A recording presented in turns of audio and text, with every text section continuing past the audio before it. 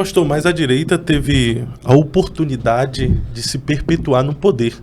Na sua percepção, sem falar sobre as possíveis anomalias nas urnas, o que levou a direita a perder a presidência? No caso, o presidente Bolsonaro. Houve algum erro? Muitos erros, muitos erros. Nós somos amadores, né? Imagina, ninguém achava que a gente ia ganhar. Acho que nem nós mesmos acreditávamos na vitória, né? Foi aquela facada foi o divisor de águas. Né? A facada foi um dos motivos? Foi o divisor de águas, foi o principal. Tirou o Bolsonaro dos debates, né? Porque ele é muito transparente no que fala, e podiam usar as falas dele contra ele, e botou ele em evidência na internet, na televisão. Ele, que era de um partido pequeno, não ia ter tempo de TV. Agora, por causa da facada, ele está na TV 24 horas por dia. Foi um fator determinante, né? Então, ganhamos. Tá. É mais ou menos assim. Você já viu um cachorro saindo correndo na rua, ele corre atrás do carro. A roda, ele fica latindo para a roda do carro. O carro para, o cachorro não sabe o que fazer. É. Ele quer pegar a roda. Parou o carro, o cachorro não sabe fazer. Mais ou menos assim. Nós corremos atrás do poder. Chegamos. A gente não sabia o que fazer com ele. Então, o senhor acredita que a direita não sabia o que fazer no poder ali? Não existia direita, como eu insisto. Não existe direita ainda. A direita é uma ciência política. Se é uma ciência política, ela tem que ser construída. Tem que ser construída com alicerces. Tem que saber onde quer chegar. Nós temos direitistas, temos pessoas que estão se descobrindo de direita agora. Se a direita fosse coesa, nós não teríamos perdido a eleição.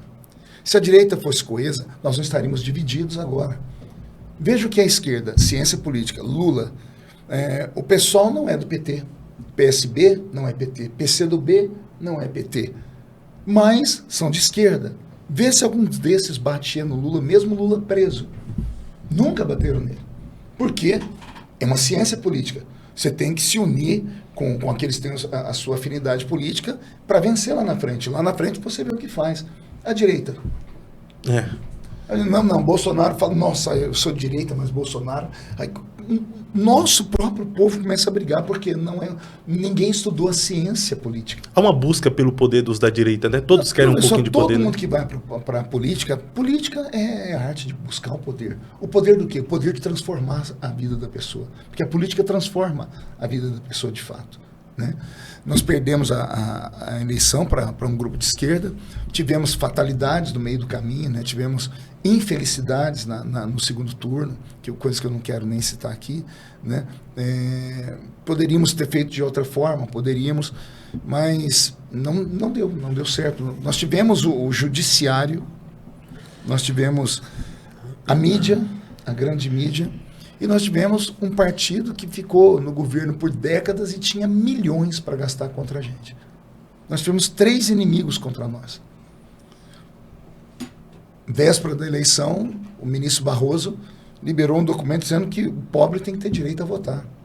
E se ele não vota porque ele não tem um carro para sair da roça e votar, que a prefeitura mande um ônibus buscar ele. Agora imagine você, como candidato a vereador, você manda o seu carro e buscar as pessoas. Isso tem nome, compra de voto. Mas, de repente, da noite para o dia não foi mais compra de voto. Aí no Nordeste, de 2018 para 2022, saiu a votação de 20 milhões para 22 milhões e meio. Voto não multiplica assim, voto migra. Ele sai de um lado e vai para o outro, mas multiplicou por quê? Porque 2 milhões de pessoas que não tinham votado antes foram votar agora. Tudo por causa de uma canetada de um juiz. Nós perdemos milhares de inserções em rádio e TV, canetada do juiz. O Lula podia falar qualquer coisa do Bolsonaro. Bolsonaro não podia falar qualquer coisa do Lula. Não deixaram a gente explorar a questão do Lula ser a favor do aborto. Lembra? O TSE veio e disse que não podia fazer.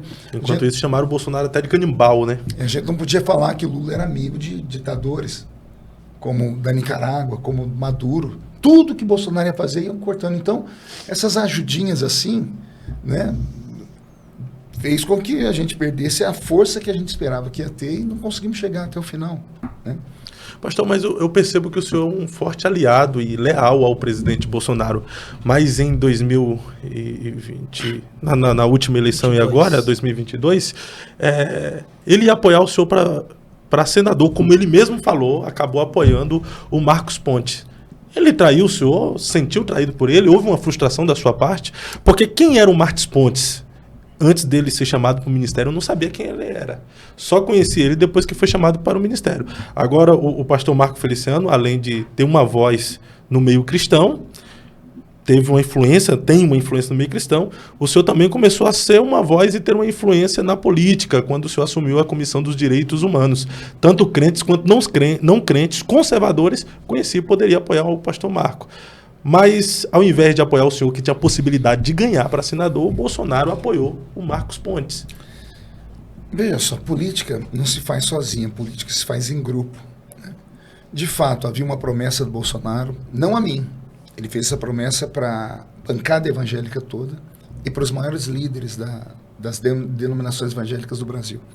Imagine que foi a primeira, né, espero que não seja a única, mas foi a primeira vez que, de maneira unânime, os deputados da Frente Evangélica, inclusive dos de São Paulo, todos disseram: nós temos um nome para o Senado Paulista, Marco Feliciano. Não teve um senão. Então isso já foi uma conquista. E o Bolsonaro disse: então eu tenho um compromisso com vocês, a vaga é do Feliciano. Para 2 dias depois ele me ligar, dizendo que o grupo conversou, porque não era ele sozinho, o grupo, ele, Tarcísio e outros mais, chegaram à conclusão de que o meu nome naquela hora não ajudaria muito, que eles disseram que eu tinha rejeição, por conta do que eu já passei, das brigas com a imprensa, das brigas com os movimentos sociais, etc. e tal. Eu não sou bobo, também não sou burro, né? Eu sei que não foi isso, porque que rejeição teria eu que não teria qualquer um que tivesse a mão do Bolsonaro? Porque qualquer um seria bolsonarista. E o bolsonarista exatamente não tem apoio das minorias sociais, não tem apoio desses movimentos sociais, não tem apoio, etc, etc e tal. Mas eu nunca reclamei, não tem nenhuma matéria em imprensa, nada, nunca levei isso a público. Por quê? Porque eu sou de grupo. Eu entendo que eu sou de grupo. Não é o meu querer que tem que prevalecer. Se eu estou num grupo e o grupo percebe que há uma possibilidade maior com o outro, se eu sou de grupo, eu tenho que respeitar isso. Então eu respeitei, nunca fiz um desabafo público, nunca falei nada. Frustrado, é claro que a gente fica, porque eu sabia que qualquer pessoa que ele botasse, se o Bolsonaro botasse a mão num poste, o poste era eleito. Né? Então, eu acredito, inclusive, que eu teria mais votos naquela eleição do que o Marcos Pontes. Né? Então, se eu tivesse mais votos que o Marcos Pontes, talvez também isso tenha pesado alguém no entorno do presidente, falando assim: calma aí, esse Feliciano não é um Marcos Pontes, que é um ilustre desconhecido. Feliciano é conhecido no país inteiro, capilaridade em todos os estados. Se esse camarada é eleito numa campanha para o Senado, que é só uma vaga, que agora são 2, o Senado funciona assim: uma vaga, 4 anos depois 2, depois uma, depois 2, né, para dar o equilíbrio. Então, com uma vaga, eu teria mais votos que o Marcos Pontes. Ele teve 9 milhões. Imagina eu, um pastor, um político, conhecido no país inteiro, tendo 10 milhões de votos num único estado do Brasil. E, de repente, o presidente Bolsonaro inelegível.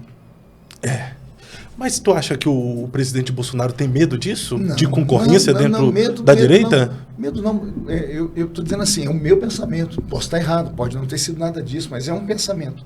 E muitas pessoas comungam desse pensamento. Então, não sei, talvez não ele, porque o rei nem sempre é um problema, o Fábio.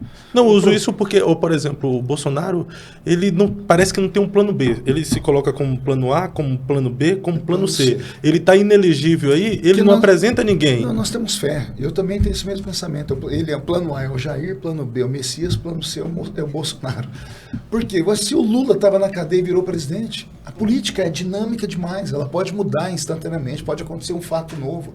Ninguém sabe o que pode acontecer. Se o sistema resolver, não, o Bolsonaro tem que voltar, eles arrumam argumentos, volta da noite para o dia, então nós acreditamos nisso. Mas com o Lula colocou tipo Haddad já. Gente, se eu não for, vai vir um Haddad. Todo mundo sabe que o Haddad, o Taxad, melhor dizendo.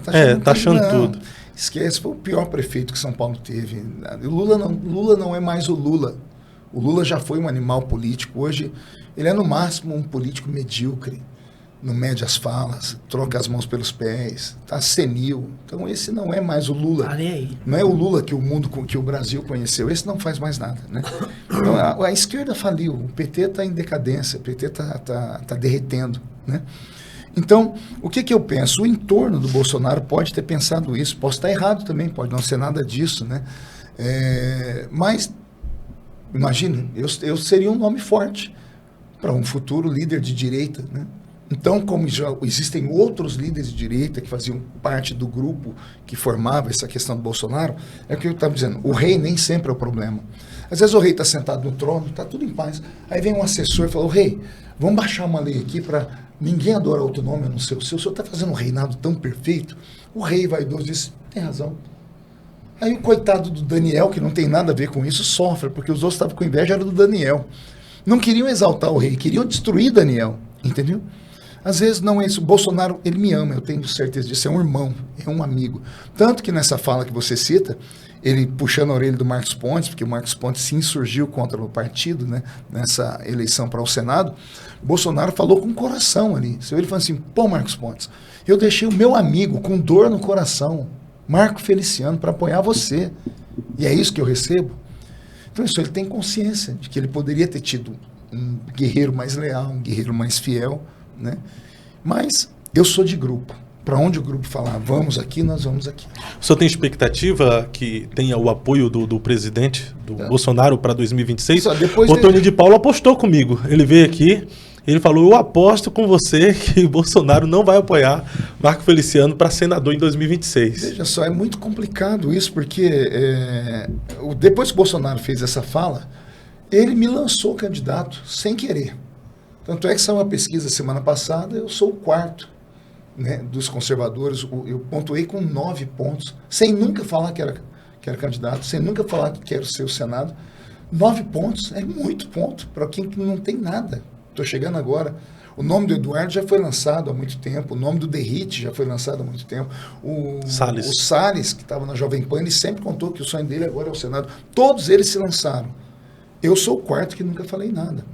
Então, humanamente falando, na visão política de agora, se tudo continuar como está, se o Bolsonaro conseguir ficar elegível, eu não tenho chance nenhuma, porque são 2 vagas. O governador vai apostar em um e o Bolsonaro vai apostar em outro. Mas e se mudar tudo daqui para frente? O Tony é muito corajoso em falar isso, e ele fala do ponto de vista daqui, e eu entendo ele. Se você me perguntar, eu falei, eu também, pelo ponto de vista, pelas pesquisas, eu não tenho chance nenhuma agora. Mas e se daqui para frente acontecer alguma coisa? Essa semana não estão querendo caçar o passaporte do Eduardo? Se querem caçar o passaporte, estão prevendo alguma coisa para caçar ele. Se deixarem ele inelegível, a vaga que o Bolsonaro apostou acabou. Quem que ele vai colocar no lugar do Eduardo? E se o Bolsonaro, de repente, Deus tocar no coração dele e falar, se não der certo com o Marco, nós temos o plano B. Não der certo com o meu filho, tem um plano B com o Marco. E se o Bolsonaro não for acontecer a fatalidade, ele não conseguir ser candidato a presidente, e ele não ter outro nome a não ser o nome do filho para lançar a presidente no lugar dele. Então tudo pode acontecer. A política, ela é dinâmica, ela muda, né? Eu fui até ele semana passada, né? Por conta dessas coisas todas, eu fui lá para explicar para ele, antes que alguém fosse falar que eu estava me lançando ao Senado para roubar, vou dividir o povo, eu sou de grupo. Falei, presidente, depois da sua fala, que ninguém pediu para o senhor falar, viralizou, meu nome está pontuado, e eu estou aqui para dizer que eu sou de grupo. Eu sou um soldado do senhor e do partido e do estado de São Paulo. Se os eleitores de São Paulo, o senhor e o partido achar que é para eu ir, eu estou à disposição. Se não acharem que não é para eu ir, eu continuo candidato a deputado federal. Sem apoio do Bolsonaro, então, o senhor não se lança ao Senado? De jeito nenhum. Eu não divido o grupo. Não faço o que alguns deputados fizeram, que apoiam ele hoje, amanhã batem nele. Né? Eu tenho um grupo. Roupa suja se lava em casa, não se lava no meio da rua.